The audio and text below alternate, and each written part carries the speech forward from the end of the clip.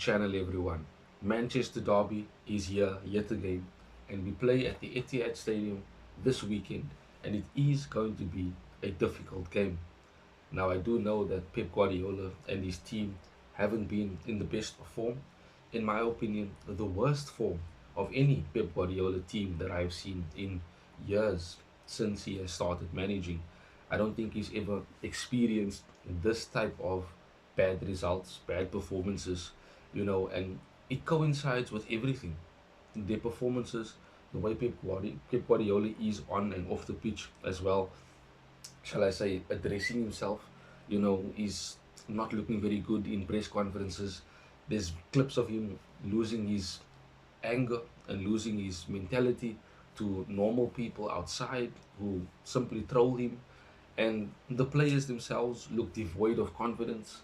They don't look like they know what to do, to be honest. And if you really want to make a joke about it, they look like we do, like we have in quite a few games where we get really frustrated at a Man United performance from these players. And that is how City looks right now. But that doesn't mean that they're going to be a pushover.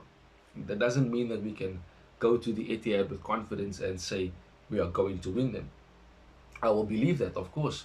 It seems like the perfect time to play them, especially with them being in this disastrous run of form.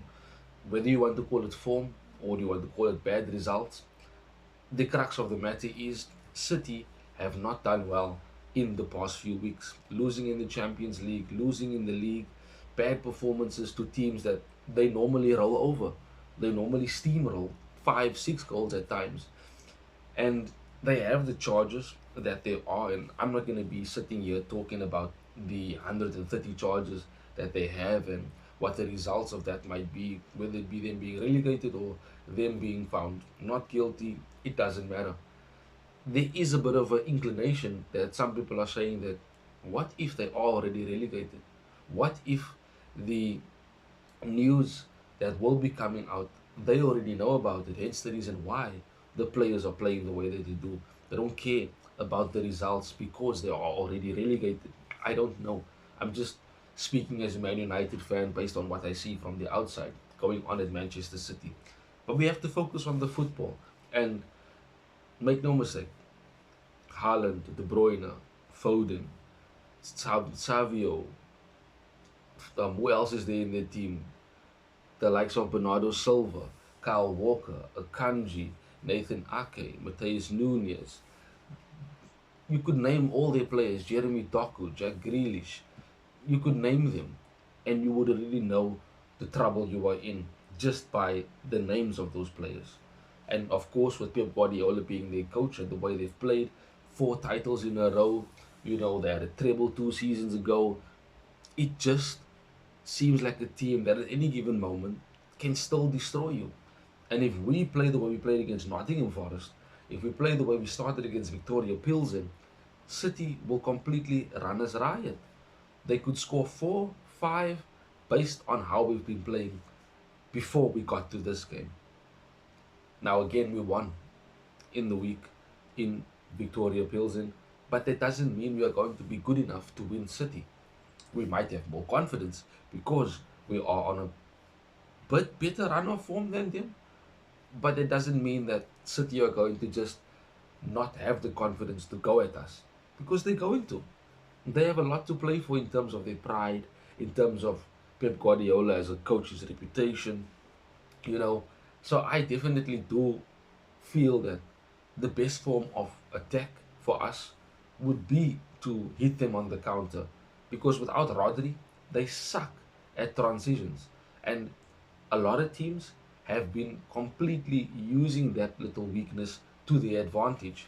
And that is why City have been being destroyed in the past few weeks. Now, for me in this game, Ruben Amorim again will look to rotate maybe. He did it against Victoria Pilsen. And you also think to yourself the factor that he might feel that he can win this game. Now, for those who remember, he did play Man City not too long ago, about 6 or 7 games ago, and he was with Sporting at the time and won them 4-1 in the Champions League. But that Sporting team, as I said before, is not this United team. And we are improving. bit by bit, game by game. The small details are what matters. You can see it. We're starting to concede less big chances. And yes, we did lose um, the game against Nottingham Forest. We almost lost against Victoria Pilsen. But you can see improvements in the way we are playing. You can see small details that have been implemented into the team, and that is why certain things are working extremely well. But for this particular game, I think he has to play this particular team. It's my opinion. I just normally want to have, you know, an idea of who Ruben Amorim would start for this game. And for me, he needs to go with Euro at right centre back. Of course, Onana will start in goal. Forget about the two mistakes that he did. I think he will start this game. I'll be very, very surprised if he plays Bayern in this game ahead of Onana.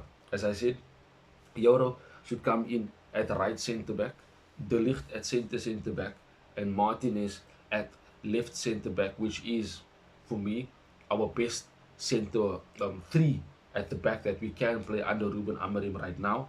At left wing back, I know Delo hasn't been in his best day, and on the right hand side at the right wing back, he hasn't been any better.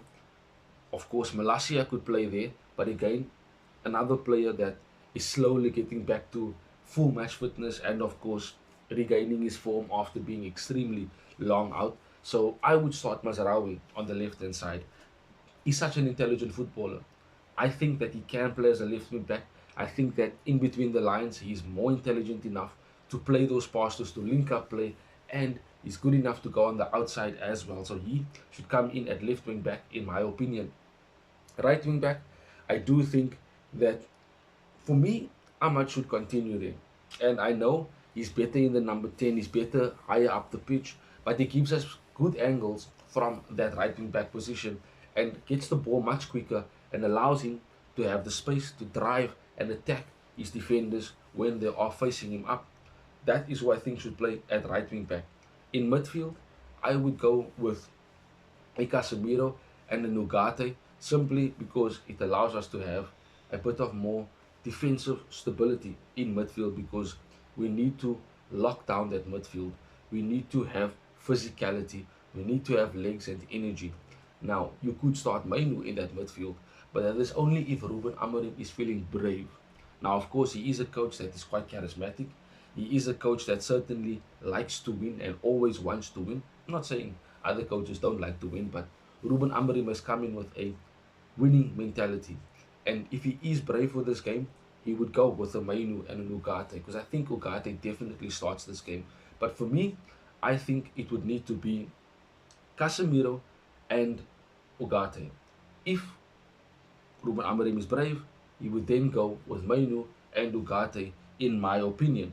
So the three up front for me would need to be Hoyland as the starting striker, of course, and behind him, play two number 10s. Play Bruno, play Mason Mount. Rashford doesn't work as a number 10. Garnacho doesn't work as a number 10. Xerxes can play there, but doesn't offer anything else going forward other than linking up play and trying to lay the ball off for a pass. That needs to be the team. Onana, Yoro, Matthias de Ligt, Martinez, Mazraoui at left wing back, Ahmad at right wing back. I would, in my opinion, I think for bravery, Mainu and Ugarte, and if he feels Casemiro, he might start Casemiro next to Ugarte. We'll have to see, but Ugarte and Mainu is the option in terms of wanting to win the game.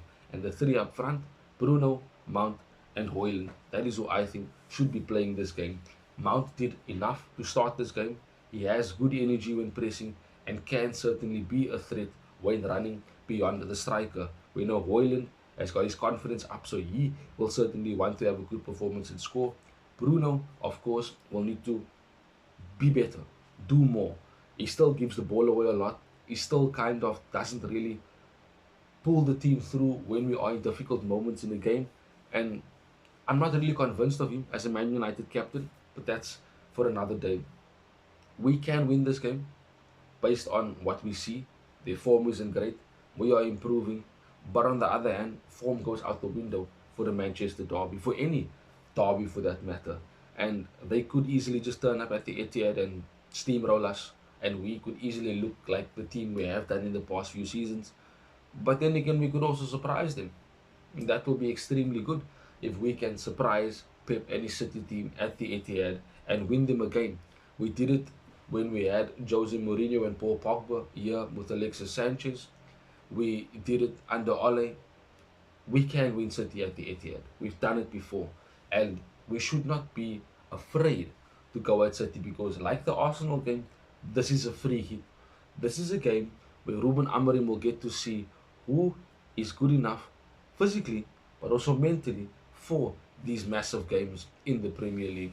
He will definitely find out more about his players after the Manchester City game. Thank you for joining me in today's video. Drop a like, subscribe to the channel. Let me know in the comment section what you think will happen in this game against City and who do you want to start with Ruben Amorim ahead of his team selection tomorrow. Have a wonderful weekend further. Till we see each other again soon, Red Devils. Bye-bye. Thanks for watching. If you want more content on Manchester United, like, share and subscribe.